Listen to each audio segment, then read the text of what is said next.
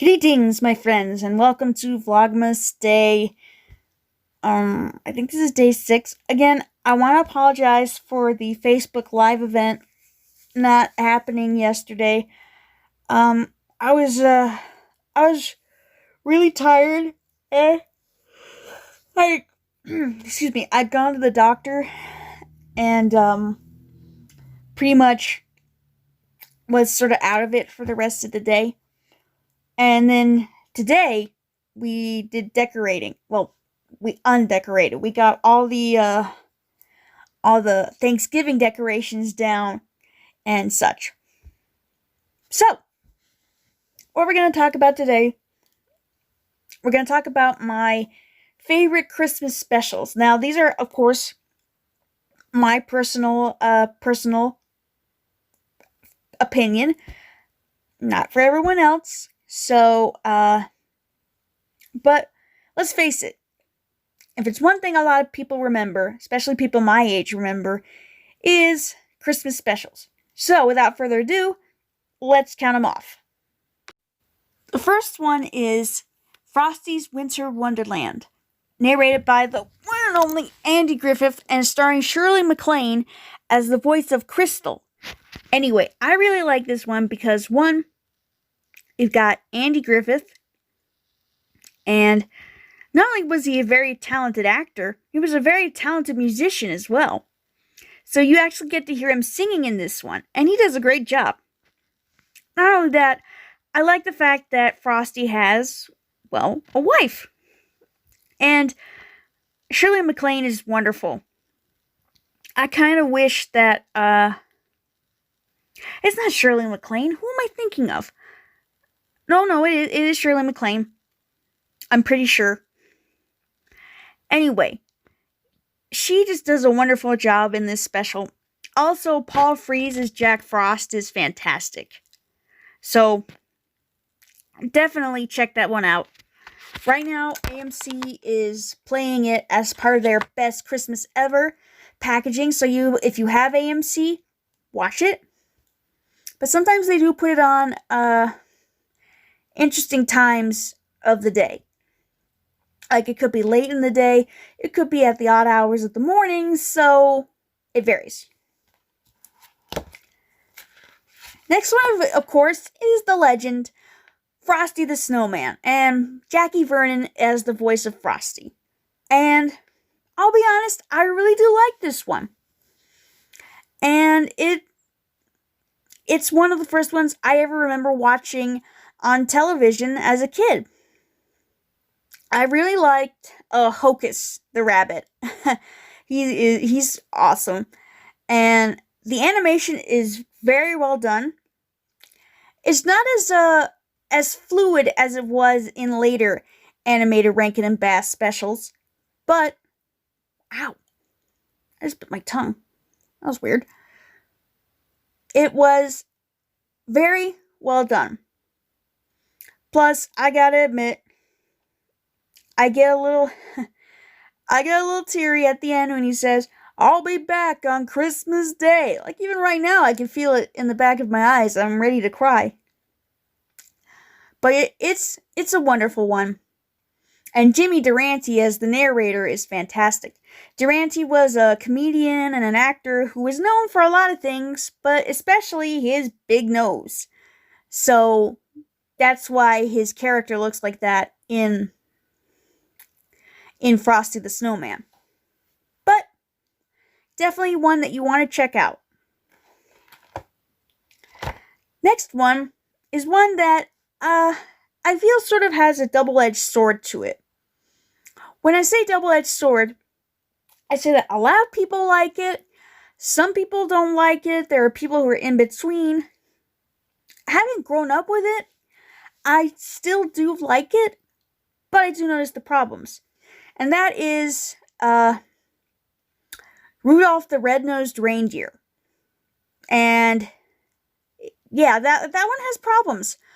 Unfortunately, in fact, I recently read an article from the Atlantic magazine saying that you really shouldn't show that to kids now.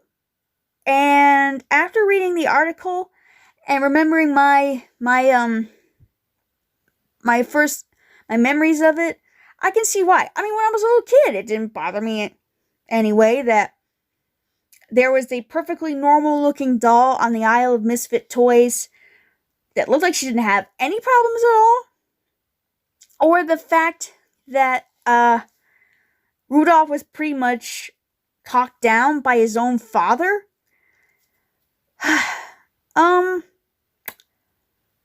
Looking at it now, I do realize that there are problems with it, but honestly, it still is a great special. Mostly because I think of the stop motion animation. Nothing like that had really been seen before, and I think it was fantastic. I mean, you had everything, and honestly, the one real reason I watch it is for the music. Especially Burl Ives as the snowman. And that's one reason why.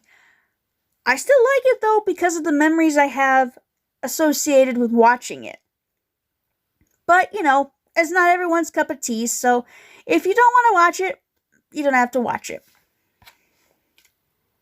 Now, next is one that I have tried to find everywhere. On YouTube, Amazon, Vimeo, Dailymotion, everything. And even when I mention it to people, they kind of look at me like, huh?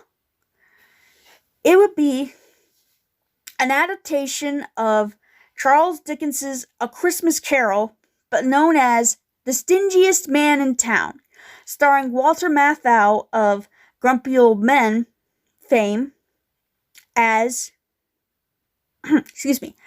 as Ebenezer Scrooge. Now, the reason that one, I mean, like I said, I've tried to find it everywhere. We have it recorded on a VHS tape, but I'm very worried by playing it, I might end up breaking it. So if anybody knows where you can locate a copy, that would be really great. But it's really one of my favorite adaptations of A Christmas Carol. And that's a different video, though. One reason, though, that it sticks out to me is its portrayal of Jacob Marley, especially when Marley appears to him on the door. In the, in a lot of other things, he's just a sedate person. Or, if you watch Mickey's Christmas Carol, he's goofy. But in The Stingiest Man in Town, he's this, even thinking about it now, I'm shivering.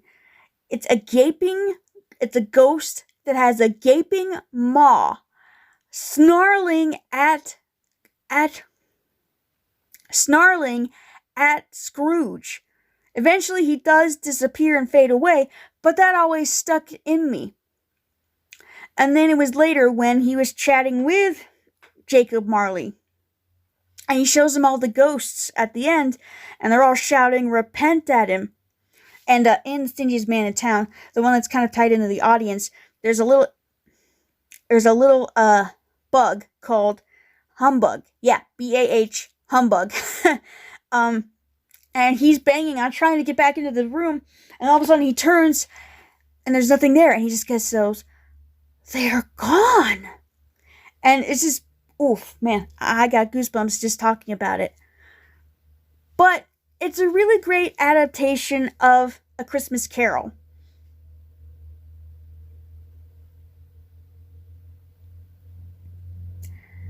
Okay.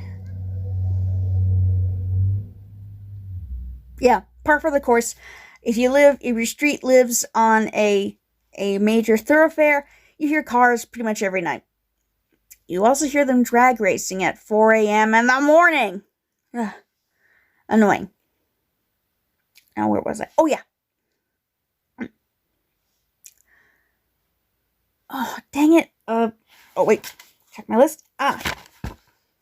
Another Rankin and Bass special, animated, was Twas the Night Before Christmas, which takes the poems of A Visit from St. Nicholas by Clement C. Moore, which is the official title of the poem Twas the Night Before Christmas, and it kind of adds it into a story. This town called, dang it, is it January Junction? No, that's in Jack Frost. Oh, dang it, I can't remember the name of the town. But this town accidentally insults Santa Claus by saying he's not real. And in a letter, and in the newspaper to the editor, in a letter to the editor, which apparently that newspaper goes all the way to the North Pole, it signed all of us. So naturally, Santa thinks it's the whole town, but it's not. I'm not going to go too much more into it, but I am going to tell you that it is told and sung by Broadway man and by singer extraordinaire Joel Grey, who some of you may know from Cabaret, or if you're a little older, or if you're a little younger, you know him as the original wizard, as the man who originated the role of the wizard in Wicked. He's also the He's also the father of Jennifer Grey, who you may know from Dirty Dancing. But that's a really good one, and that's one that I have very fond memories of watching as a kid. When we got it on DVD, oh man, so happy. But yeah, definitely watch this one if you get a chance. Ooh, we're getting close. Now, number 3 is one that I love, very near and dear to my heart. Mostly because of the music and the animation. And that is The Year Without a Santa Claus. And if that name sparks some recognition, it could be because of these guys. Besides, most people I've talked to, when I've mentioned The Year Without a Santa Claus, I ask them what do they remember, and they remember these two. There was a sort of pseudo sequel to this series back in 2008 called A Miser Brothers Christmas. It's okay, but I wouldn't recommend it. But that one is a really popular one. And to me, of course, Mickey Rooney will always be Santa Claus. Rest in peace. Now, the second one is an interesting one. Jack Frost, but not the movie. There we go. But not the movie with with Michael Keaton and such. Or the really weird movie where a snowman comes to life and starts murdering people. Yes, this movie exists. But Jack Frost pretty much tells the story of how at one point in time, Jack Frost became human. That may be surprising to some of us, but not to me. So, in the story, we learn by being told by the groundhog, voiced by Buddy Hackett, how Jack falls in love with a young girl named Elisa. And he decides that he wants to be human. Again, I'm not going to spoil it, but it's actually not that bad of a Christmas special.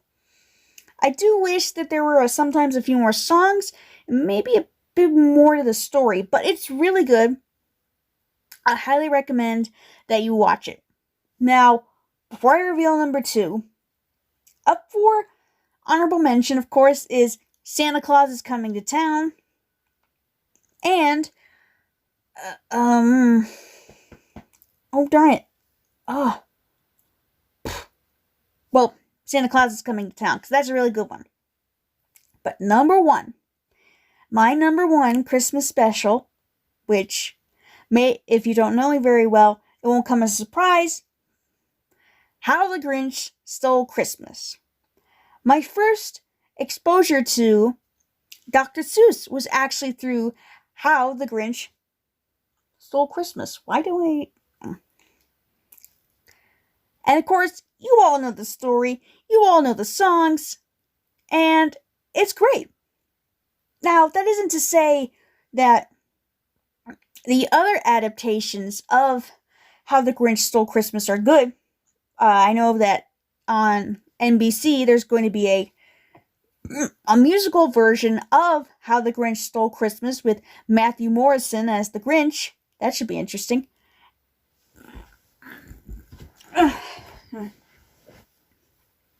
And of course, they're going to show the original with the voice of Boris Karloff. And, by the way, the voice of Cindy Lou Who is June Foray. I can talk, I swear. Is June Foray, who some people may know as the original voice of Tweety Bird and a few other great characters. Wonderful character actress. But honestly, The Grinch is my favorite because, I mean, yeah, even though you watch it so many times, you still know what's going to happen. And to me, definitely the best part is when he says, well, let's see if I can actually remember. And then the Grinch thought of something he hadn't before. Maybe Christmas perhaps doesn't come from a store. Maybe Christmas perhaps means a little bit more. And I really like that quote. Not only that, the animation in the original is fantastic, done by Chuck Jones, who's responsible for animating Bugs Bunny, Daffy Duck, and pretty much all of the Looney Tunes, as well as Tom and Jerry for a time. So, it's just great. And, I mean, definitely make sure it's on your watch list, because if you like it, then your family will like it, and it's just wonderful. Plus, the music is great. So there we are, my top favorite Christmas specials. I know I probably skipped over a few, like Nestor, The Long-Eared Christmas Donkey, Pinocchio's Christmas, and that one's just pretty weird. The Life and Adventures of Santa Claus, Rudolph's Shiny New Year, which I'm still trying to figure out if that falls into the New Year's Eve special spectrum, or if it's still in the Christmas special spectrum. I don't know. But there you have it.